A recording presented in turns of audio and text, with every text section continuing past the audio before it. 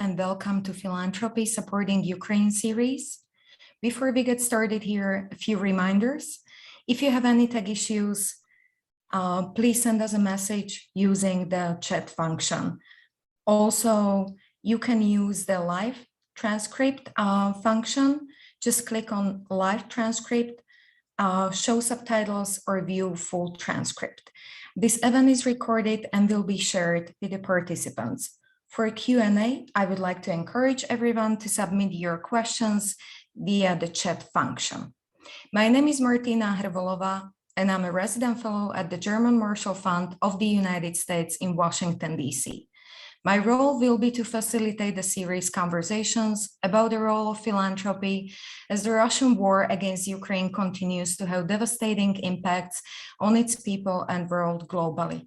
These private briefings that will stretch over the course of a few months are brought to you by the Council on Foundations, Community Foundations of Canada, Philanthropic Foundations Canada, Charles Stewart Mott Foundation, and the German Marshall Fund of the United States.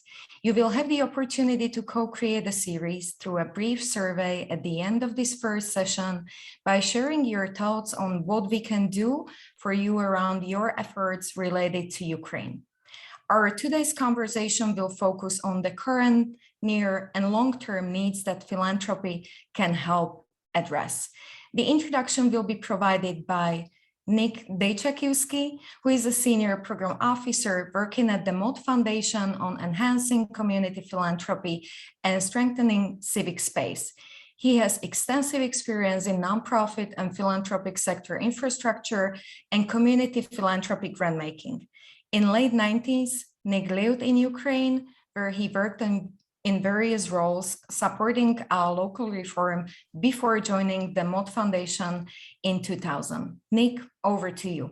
Thank you, Martina, and thank you everybody for your interest in participating today. I'd also like to extend my gratitude to the Council on Foundations for hosting this series, as well as for the partners, Philanthropic Foundations of Canada and Community Foundations of Canada, which are helping us think through things and sharing the information about this series with their members. And of course, to the German Marshall Fund for United States for facilitating, arranging speakers, and being the chief one who's responsible for content.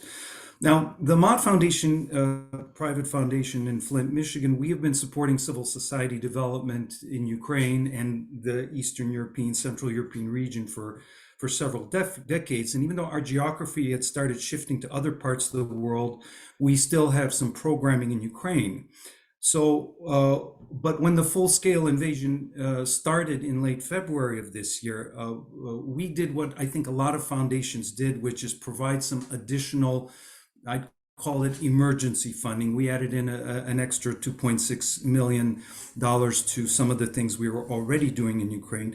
And, and we also saw how so many others, individuals primarily, foundations, corporations, were extremely generous in responding to the crisis. In fact, Candid, which gathers a lot of philanthropic data, has tallied up currently $1.45 billion that has been invested in Ukraine. And I think that's, I'll put the link to that site in the chat so you can take a look. But we had an advantage because we already had some connections there. We saw others like the Council on Foundations and others that set up a page, provided resources, a list of organizations. This is all very helpful. But as months have gone by, we've seen that that kind of initial emergency response has somewhat faded. That is probably a natural thing that happens in crises, although this crisis is different because it is still ongoing. But so what we envisioned was this, that for those who want to or can continue to support Ukraine and Ukrainians in this hour of dire need or moving forward into helping the country rebuild, how can one be more systematic? How can one be more strategic? Perhaps not just thinking this in terms of, oh, let me get something out of our emergency reserves, but aligning with what a foundation or donor already might be more interested in. And hence the idea for this briefing series, for a place where philanthropic actors can get beyond what's just in the news headlines, learn about what are some of the things going on, the initiatives, plug into and learn about others that may be doing things that are more in their wheelhouse. And it's something actually that has been done in Europe for some time, since March now. Philia, or used to be called the European Foundation Center, an association of foundations there. They've been leading these kinds of conversations and have found them very helpful. So again, I want to thank everybody. I'm glad you're joining, and I'll turn it back to Martina. Thank you, Nick. Thank you very much. Our first kickoff speaker for today was supposed to be ambassador of Ukraine to the United States, but we understand, because she's a very busy person, we understand that she's running late, just a few minutes. So if you allow me, we will switch order of the speakers here, and we'll start with another honorable speaker who is a former ambassador. We have Roman Vaschuk with us today. He spent nearly 3 decades in Canadian Foreign Service, beginning in Moscow in the final years of the Soviet Union and ending as Canadian ambassador to Ukraine from 2014 to 2018. He's currently Ukraine's business ombudsman, a role he took over shortly before the Russian war of February 24. Mr. Vaschuk is also actively involved in a few charity and philanthropic initiatives in Canada, so he's well positioned to speak to the fallout of the war from multiple perspectives. And I would now like to invite him to deliver his remarks. Thank you very much, Martina. And I guess you're hearing from a former guy, but not the former guy. And anything I say, that if it's contradicted later by Ambassador Markarova, believe Ambassador Markarova, because she is the real current thing. Thanks again for your interest in Ukraine, the country, the cause. It is in many respects unique in being more capable than many people expected, not only militarily, but also societally. And in being misperceived, sometimes by its own people, and then also sometimes by people outside. And that has led to a lot of very respectable, big international organizations being flummoxed by the outbreak of war first, and then the reaction to it, both in terms of refugee movements and in terms of needs within Ukraine. If you've been following, you will have noticed that many of the very big international operators that you normally see going into crisis or conflict zones either never made it to Ukraine or were late in entering, in terms of actually ramping up activities, partly because, and this is from talking to my contacts, they weren't set up for mass operations in Ukraine. And if you will, their A team of organizers was in places like Congo and not in Europe, and therefore they didn't have people pre-positioned. But also because their rules tended to not work in terms of Ukraine. Ukraine has a highly educated, highly literate, and highly mobilized civil society. It has a business community that is multi-layered and which swung into action as well to assist their own fellow citizens in connection with the war. And so you ended up in these peculiar circumstances. For example, at a huge humanitarian distribution center that the operator of Ukraine's largest private port, which was closed near Odessa, had set up in Lublin in Poland. and him realizing that he really couldn't work with any major international humanitarian organization because their internal protocols required that he had to have existed already for 2 years and submitted a range of reports, and financial and other reports.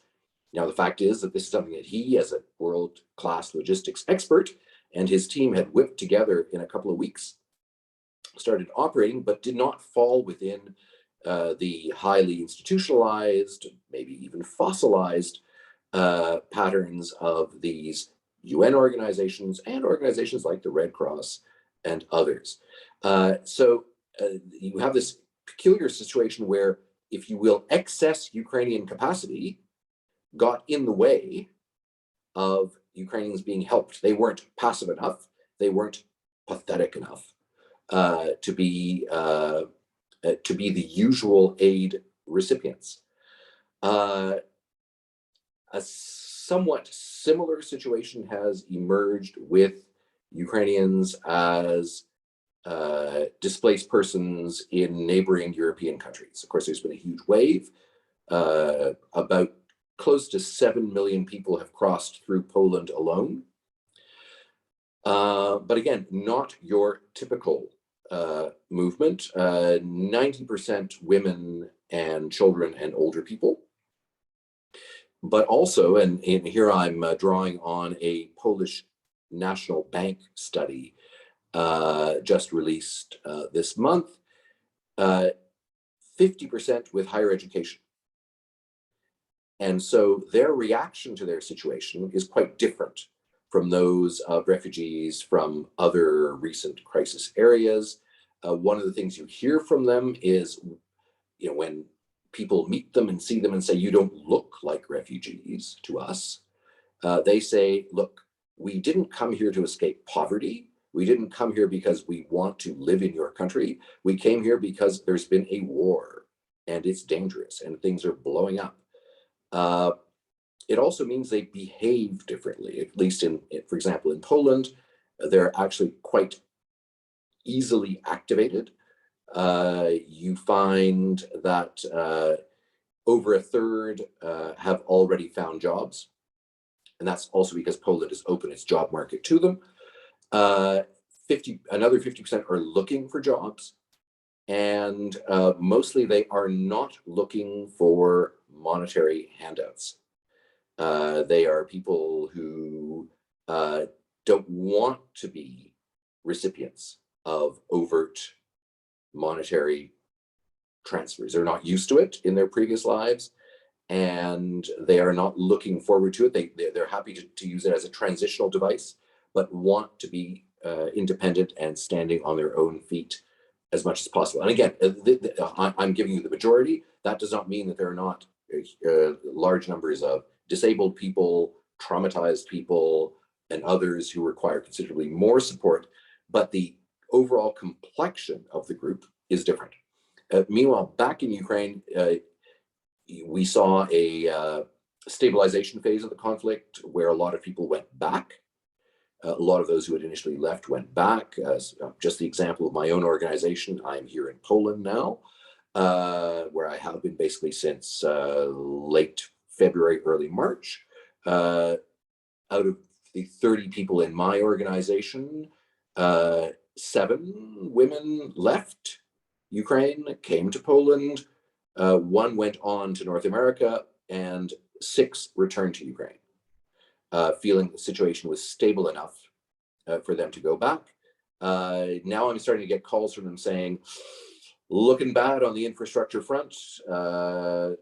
Maybe we want to spend a little time, respite time in Poland before trying to make it even in, let's say, the capital, Kiev now.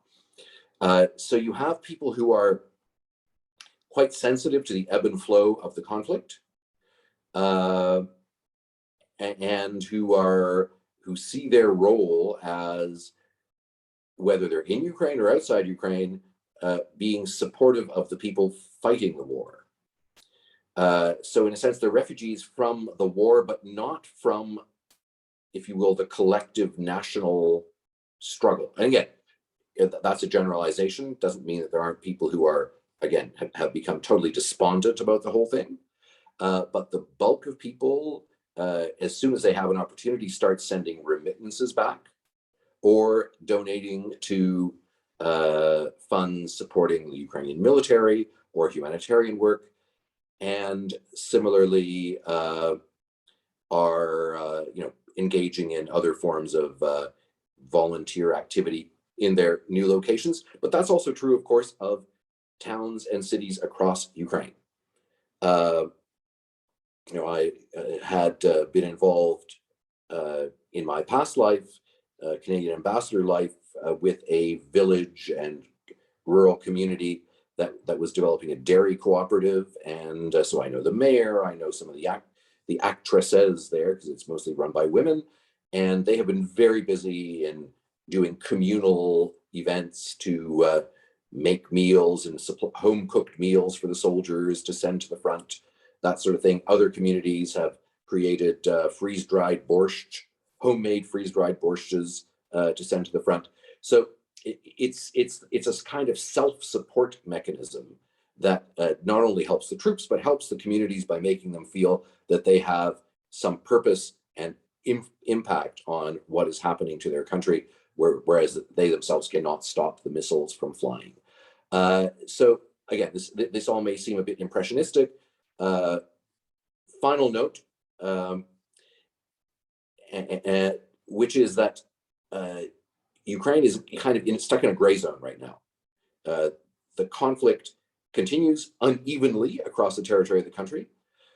And so for much of the institutionalized aid community, you could become stuck between the humanitarian aid delivery phase and early recovery and the other sort of rather theological phases that the large international organizations divide their programming into.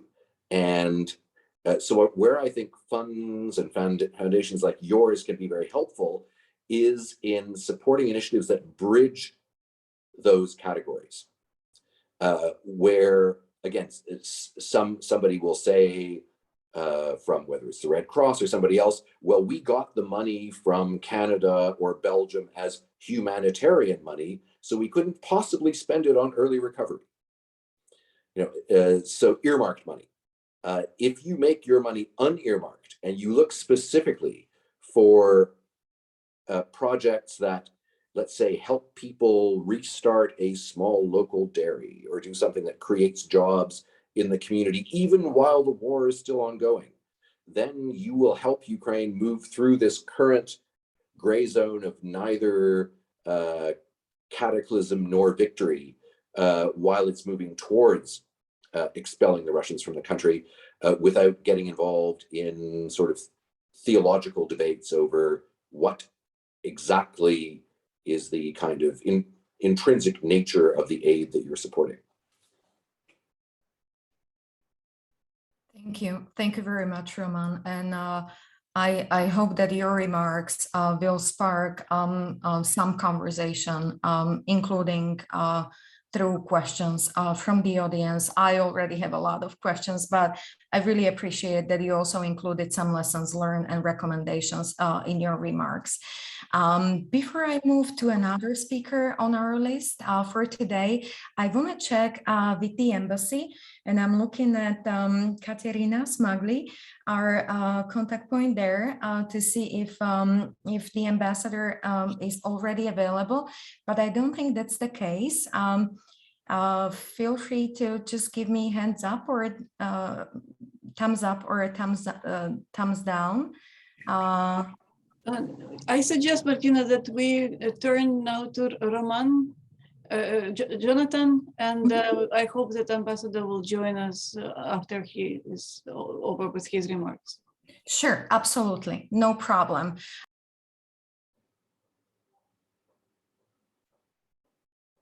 Martina, you're muted. You're on mute. Yeah, I'm sorry. Thank you, Jonathan. Yeah, some of the points that you, Roman, made at the end of your remarks are actually a really perfect segue to what I believe Jonathan wanted to speak about today. And it's primarily recovery, reconstruction, and development assistance in general. But before I turn the floor over to him, let me introduce him briefly.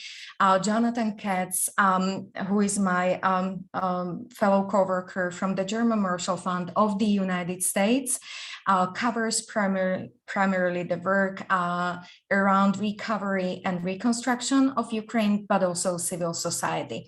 Prior to joining the GMF, he held several senior positions in the US government, including USAID State Department, and he also worked on a Hill. I believe he will today speak to GMF's thinking on the role of philanthropy through the spirit of the Marshall Plan, and maybe a bit also about what we've been doing to support Ukrainians on the ground. Jonathan, over to you.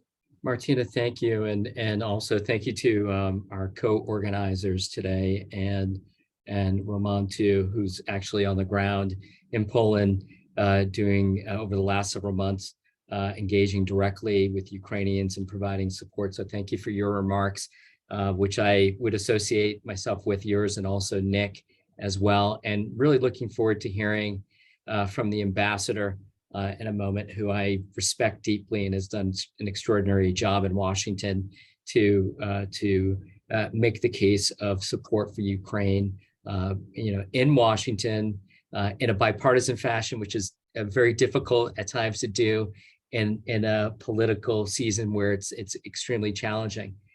Martina, thank you for that kind introduction. And I wanted to just highlight, and we'll get to the ambassador as soon as she arrives. GMF, it is correct. GMF, the German Marshall Fund of the United States, has been since the mid-2000s, has been working in Ukraine in support of democracy, civil society, independent media, and support for Euro-Atlantic integration. And so since February 24th, we have, like Nick mentioned, Mott, we immediately came together at GMF, thinking through how we could take our existing programming and support. GMF works with donors and partners, including Global Affairs Canada, USAID, the EU, Rockefeller Foundation, and others. And so we came together looking really a multi-vector approach to supporting Ukraine and Ukrainians. First, one, to make certain that we were addressing emergency needs, including through support to Ukrainian civil society and independent media. Second, that we were focused on ensuring the strength and continuity of transatlantic support, which has been essential, as the ambassador pointed out, that transatlantic connection, Canada, the United States, and Europe, has been essential to providing all sorts of support: humanitarian, economic support, military support, but so much more. And of course, that continuity is not just about government donors. It's not just about civil society. It's about philanthropy, and it's also about private sector funding as well. And so, as Nick pointed out, there was such an outpouring of support following February 24th, but the needs remain significant 8 months into this conflict. And so GMF has also pivoted to also look and think through what we would call the reconstruction and recovery phase. And Roman mentioned that we're in sort of, we're not exactly in these phases because there's still a need for emergency support, but GMF has been thinking through and focused on what we would call a modern Marshall Plan for Ukraine. And GMF, our own legacy, we're at our 50th anniversary. We are a legacy of the Marshall Plan. And so GMF, over the last several months, including support for civil society and civic actors, thinking through what is needed, including relocation to safe spaces and countries or media capacity, diaspora-based civic infrastructure programs, psychological support. We have also been focused too on issues including making certain that there's media, independent media that's able to broadcast into temporarily occupied spaces. We've also been hard at work, and I'll put up in the chat box in just a few minutes, outlines and architecture of a modern Marshall Plan, which squarely places philanthropy and private sector in a leading role in support for Ukraine's needs now, in the medium term and longer term future. And so I just wanted to talk 2 seconds, and as soon as the ambassador comes on, we'll switch over to the ambassador. But GMF has been looking at the history and inspiration of the Marshall Plan. Of course, we know it's not an exact replica of a plan, but we often hear leaders in Europe, Chancellor Scholz just recently mentioned, we need to do something even more substantial than a Marshall Plan. So we're drawing on inspirational lessons from the Marshall Plan to ensure the reconstruction and long-term economic recovery of Ukraine is successful. And I just wanted to highlight just a few lessons that we're thinking through when we think about this Marshall Plan. One is, including in this conversation, is to ensure that we continue to provide hope to the Ukrainian people in planning for reconstruction and recovery.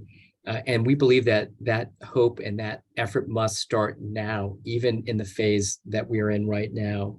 It's also crucial to ensure that there is full support of citizens in donor nations and ensuring widespread political support. And I think this is something that when we talk about transatlantic and international support, when the Marshall Plan was put forward in the United States, there was tremendous domestic support for the plan because the governments went to the people of their countries to explain why it was important to do this. Second, we need to talk about Ukraine's reconstruction recovery must be led by Ukraine and Ukrainians with support and monitoring from the donor community. This is absolutely essential. Ambassador, you mentioned that Ukrainians are underestimated. And we believe that that should not be the case. Ukrainians know what's best for their country, and we need to provide them the support needed to rebuild in the manner that they see fit. Third, there must be a transparent reform continuum from immediate humanitarian relief all the way to full economic recovery, modernization, and full democratic transformation, which we believe is critical. Fourth, the underlying policy goal for Ukraine's reconstruction and recovery must be integration with Europe. We're speaking to a North American audience, but really we feel like we're continuing the work being done with philanthropy in Europe and the role that they're playing. And that's part of this process that we see today. Assistance must be time limited and carefully coordinated among donors. And this includes resources, assistance, and support from the private sector and philanthropy. One thing that we learned in the history of the Marshall Plan was that it was the structure that was set up by the United States at the time was largely populated in terms of leaders from the private sector who came in and helped the United States achieve its objectives. And so when we look here today at those that have joined us and in private sector funding and philanthropy, we'll be called upon also to fill those gaps. Just as Ambassador Wastruch said, that filling in the gaps in the periods right now and sort of multi-sectoral areas is going to be critical. And for GMF, we're looking to philanthropy and private sector to fill in those gaps, to continue to play the significant role that they played. But based on the Marshall Plan, we saw that that was a critical role that must be played and must be filled in. Unfortunately, right now, we don't see donor countries, including the United States, the EU, Germany, G7, and others, really fulfilling and figuring out what that role would be. And so we're coming to you as well, not only looking at what you can provide in terms of resources, but leadership. And so I think this conversation, the one we'll have over the next several weeks, will be looking at that exact role for philanthropy, not just in terms of resources, but leadership. And the last lesson, which we are focused on, is that civil society organizations, media, cities, municipalities must be involved in the reconstruction recovery. It goes back to Ukrainians owning this process. And so we are as well focused as an organization on how to do that and how to bring those that understand what this means and looks like. Now, it is estimated that the reconstruction and recovery, the initial numbers including Ukrainian numbers, suggest that it will be over 750 billion over the next 10 years. The truth is that we are not in some of these cities. We've seen what has happened in cities like Mariupol, but there's also extraordinary devastation in areas where it can't be calculated yet. So we're right now how important it is to fill in this gap, to advance transatlantic unity, advance reconstruction recovery now, and provide that emergency assistance that's still needed today. And so that's what GMF is focused on. One last point, GMF, along with Open Society Foundation, will be supporting a conference next week in Berlin. This is in parallel to an October 25th Reconstruction and Recovery Conference led by the German government and the European Commission. And on the 26th, we'll be hosting donors, civil society leaders at a conference that will be connected to this to help further the goals of that Reconstruction and Recovery Conference and bring greater shape to what we believe will be a modern Marshall Plan for Ukraine. We'll put up a link to that. We hope that all of you can join us for that conversation and continue to be part of our thought leadership and resources needed for that modern Marshall Plan. So Martina, thank you so much. And it's a pleasure to be here with so many key partners, and including the Embassy of Ukraine in Washington. And I hope I filled in the gap in time for the ambassador to join us. Thank you, Jonathan. Katerina? Yes, thank you very much, Jonathan. So I'm told that ambassador will be here any minute. She's actually only a few hundred meters away from the embassy, but she is stuck in traffic. But she will definitely join us today. Let me just pick up from where Jonathan ended and mention the Open Society Foundation, which I believe has some experience with support of emergency initiatives, which might be very relevant to the situation we find ourselves today. I know that there are a lot of philanthropists in this audience, and Nick Dejcikivsky certainly remembers those years when Open Society Foundation in 2009 launched the emergency fund. It was a year of financial crisis in Europe, and so George Soros wanted to support civil society organizations which all of a sudden lost funding that they received otherwise. And in Ukraine, the International Renaissance Foundation has supported a number of humanitarian initiatives, helping kindergartens, helping hospitals, helping schools with establishment of after-school tutoring groups and different leisure activities for children whose parents could no longer provide full support and spend more time with them.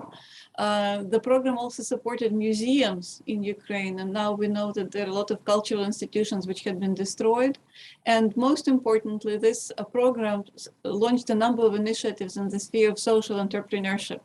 And considering all the support that Ukraine currently needs with Ukrainian veterans, I know we already have 1 million of people in the army serving right now. So I believe that as soon as this war is over, we will have 1 million individuals and also families of those veterans who may require assistance.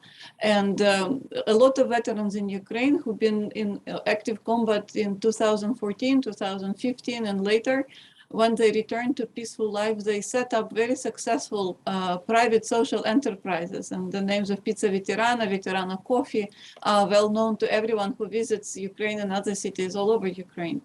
So it is a thing to consider supporting those social businesses, because as has been rightly said by one of the speakers before me, Ukraine's economy needs support. So we not only need humanitarian and philanthropic assistance, but we need to put the oil to make sure that our economic system and our businesses are running, so that Ukrainian state receives a number of tax proceeds with which it then fund services, social services to the population. So I believe the ambassador, as soon as she joins us, she will provide a full outline of humanitarian issues Ukraine is facing right now, and provide also offer you some ideas where philanthropists, both in Canada and in the United States, can be of assistance to back up and strengthen all their efforts and measures which are taken by the government of Ukraine in partnership with our friends and allies, governments of Europe, G7 countries, NATO member countries, to help us survive as a state, to preserve everything we hold sacred, and to make sure that our generation, the next generation of Ukrainians, will not be lost, because as you understand, with so many children and young people leaving the country, and I believe the ambassador will focus a little bit on the problems we face with students who are leaving Ukraine with assistance from a lot of American and Canadian universities who very generously offer scholarships. Nevertheless, we have to make sure that those students will eventually come back and will bring our country better. So I'm very glad that Ambassador is here, and let me give the microphone to her. Thank you.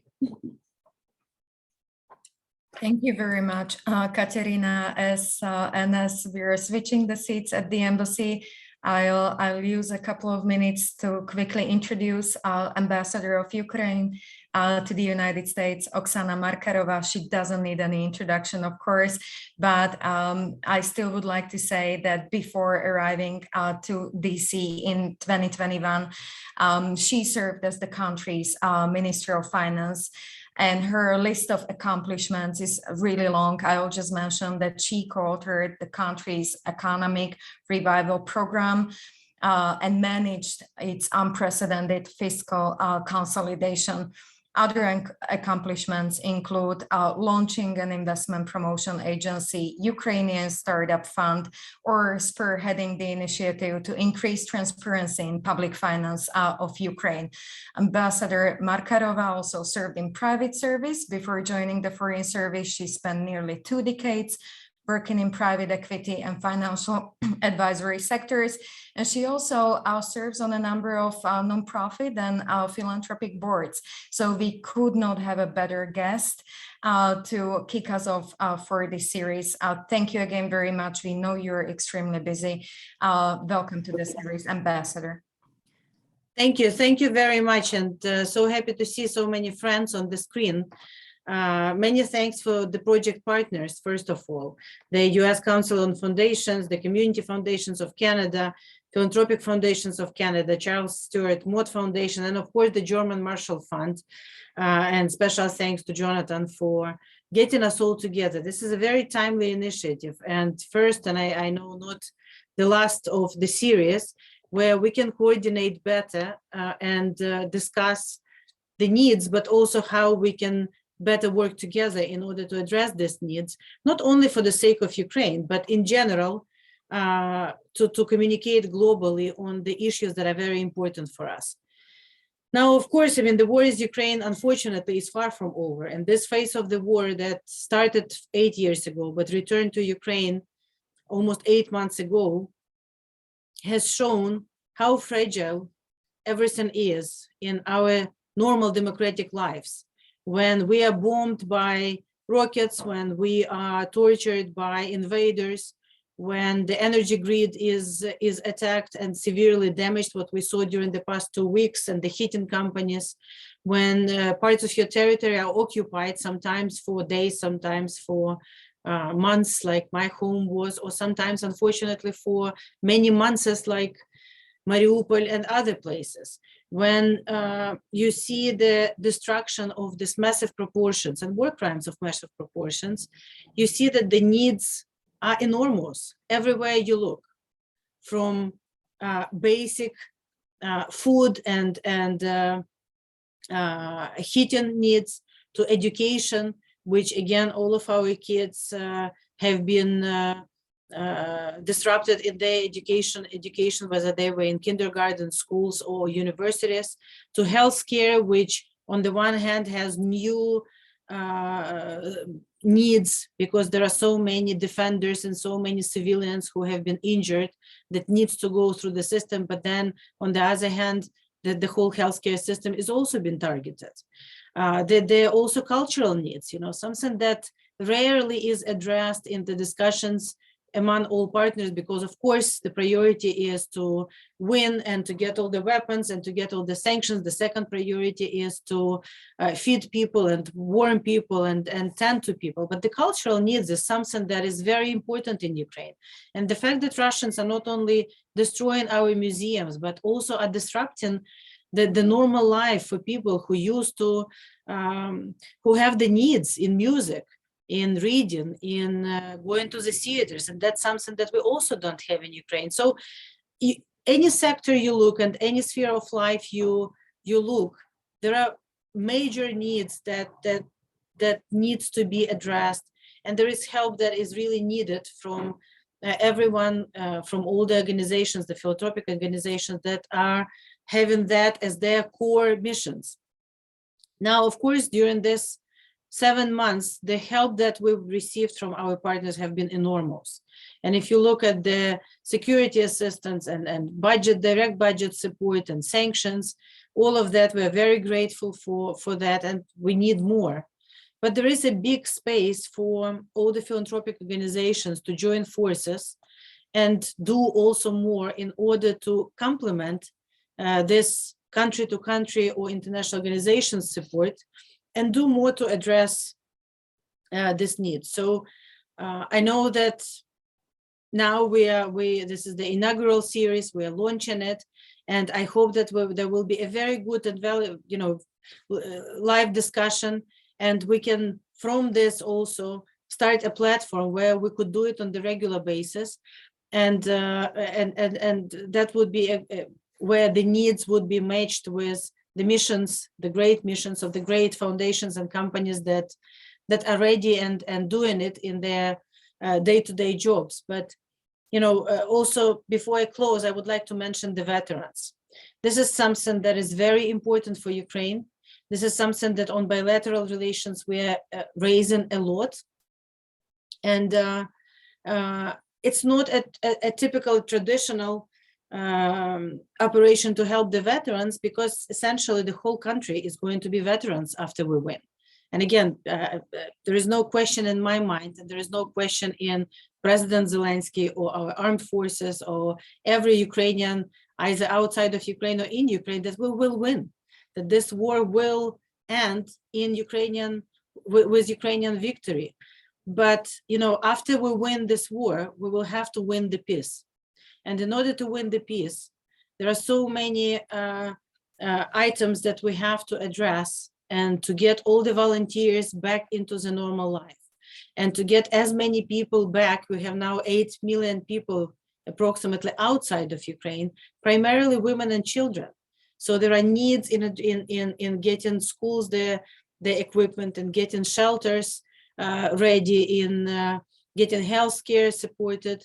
So again, I can talk about the needs all the time, but I think if we work together, if we are coordinated, and from the governmental point of view, we are more than ready to be coordinated and to discuss everything with you. President Zelensky started United 24. This is the initiative through which we are trying to link the donors directly with the needs in security assistance, healthcare, and some reconstruction. First Lady launched her own foundation, and she's looking for partnerships. She's looking for the organizations that are willing to work together in order to promote it. Our Ukraine House, which operates here in the US, is also a 501c3 foundation, and is doing a lot of charitable projects. For example, one which we call Unbreakable, helping the kids who needs prosthetics. But again, we'd rather do millions of projects together than two by ourselves. So I think the power of the overall global community of people who share the same values, people who fight for the same values, is joining the forces together and doing much more and many more projects and together. And this is what the embassy here and all my team is ready to help, facilitate, support. Please use us as a resource, use us as partners. We are ready to put you in contact with anyone and participate and have the Ukraine House as the venue for any meetings here in Washington D.C. together with, and I'm sure the German Marshall Fund too. And this coordination on the humanitarian needs, I think, is going to be a great segue to the reconstruction. I know we're talking about the great recovery and reconstruction after the victory, but a big rapid recovery is happening right now. And as the destruction grows, the needs are going to be much bigger. And I think altogether, when we show that we have the institutional capacity, not only to attract money, but also to work closely together and implement projects in coordination and in partnership, that will be a model how it will be done after we win. So very excited to be here with you and look forward to the discussion. Thank you very much. Slava Ukraini. Thank you very much, Ambassador. And in the remaining time, and we have only around 10 minutes, I'd like to continue the conversation that you all just started by inviting also Roman, Nick, Jonathan to react, follow up to any of the remarks your fellow panelists had. Feel free to do that. Some of the questions that we didn't have a chance to cover are the questions of, for example, Ukrainian communities and their needs here in the United States and Canada. So I would like to invite the panelists to address that question as well, if anyone feels in a good position to react to that. We also have one question from the audience that really caught my attention, and it's the question on the role of smaller funders. One of our guests is asking how smaller funders can contribute to achieve and demonstrate impact. And this is a question that maybe you, Roman, could help answer, because you have experience also from the ground. Nick, lots of experience from the implementation. So let me pause here and go back to you to see if anyone wants to kick off the conversation. Roman, over to you.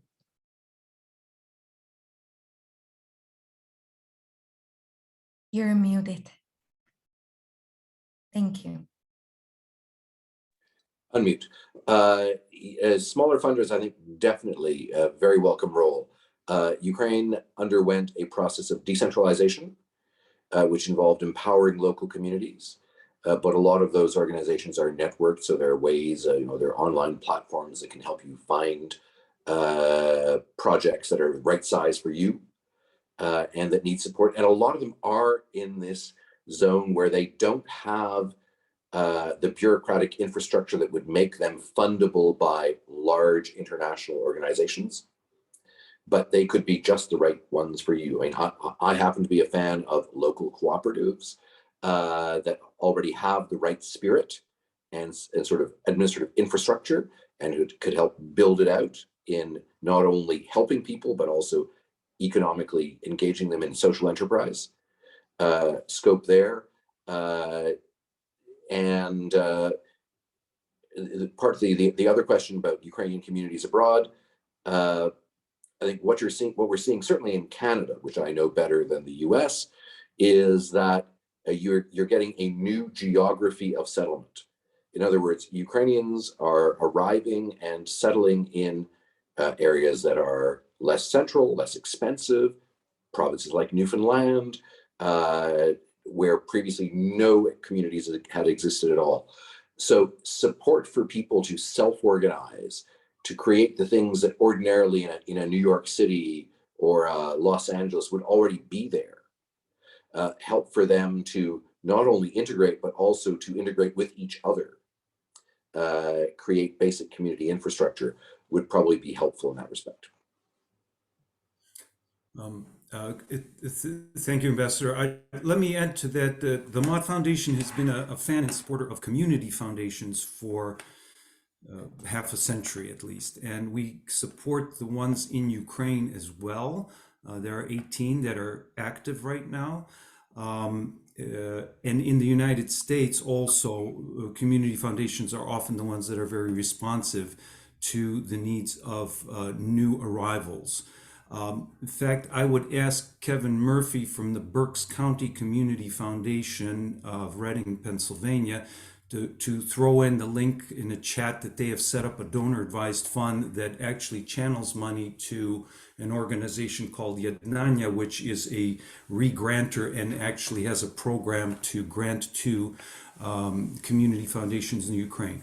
Of course, that's only one of the mechanisms. It's a good one to get things very much to the local level. There are others, of course, like Roman mentioned, local cooperatives and others. We're not pretending that there's one thing. But overall, I would say that that is something that I think remains to be done. This conversation is a start of having some sort of clearinghouse, and there might not be one, right? But of something that will help these various efforts come together and channel into more strategic areas, whether you're interested in environment or supporting veterans or economic development or schools that have bomb shelters or, you know, whatever the various needs are. And we're hoping to build to that. I think we'll be joining with our European colleagues who naturally they're a little ahead of us. They're a little closer to the action in ways so that we can be and do like what Ambassador Markarova encouraged us to do, which is to work together as best as we can. But for now, if you have the Council on Foundation, which also has its site, which lists several organizations. Again, Philia in Europe also has many. Do what you can now, and hopefully we'll be able to bring everything from various tributaries into that one big Dnipro, big river, where things really will move along together and advance Ukraine and advance freedom in the world. Because it's true, it is not just about Ukraine. Thank you. Thank you very much. And Kevin, you are, of course, welcome to jump in if you want to add anything else. I hope that in the next series, we will be able to cover the question of refugees in our two countries, maybe a bit more. But of course, we will gladly cover or prioritize the topics that will be of a priority interest to you. And as I said, we would like to run a brief survey with you before we conclude to see where your interests are. So Melissa, because I want to be mindful again of everyone's time, if you could, thank you, help me with the poll. And we're asking all of the participants today to respond, again, to help us better shape the series, to see what your interests are. Tell us about your topics, priority topics, and who do you want to see in the next series to build this initiative again around your interests. In the meantime, as you are responding to the survey, I would like to thank, of course, the partner staff for tirelessly working on putting this first event and the whole series together. And before I thank all participants, starting, of course, with our speakers, for their contributions today. I also want to say that we greatly appreciate what you're already doing for Ukraine and hopefully decide to do to mitigate the consequences of the ongoing war as a result of this series. Let me look at the survey to see how much more time do we need. Melissa, can you signal to me, please, how we are doing with the responses?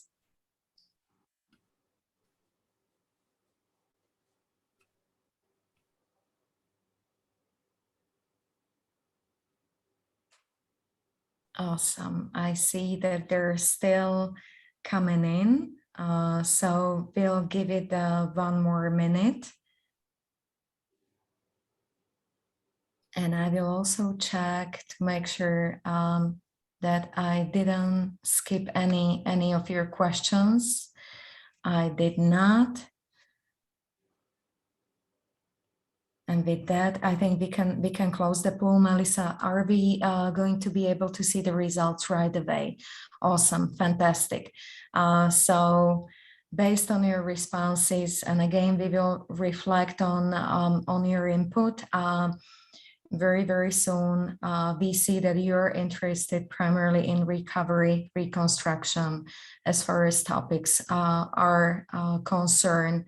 And then you would like to see more intergovernmental organizations on the international plane involved representatives of the Ukrainian government. Thank you for that. Positive that the embassy will appreciate that response. So thank you very much.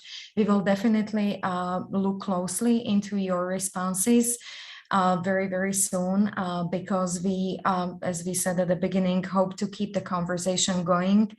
And we also hope that you'll be able to join us for our next second briefing in the series very soon. This should be sometime in November, and we are hoping to announce the panelists and the topic for that second session in the coming days.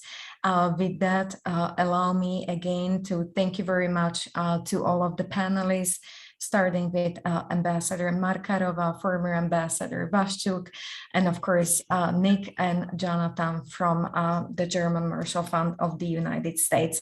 With that, I'm gonna give you back a couple minutes of your valuable time. Thank you for joining us and have a great rest of the day.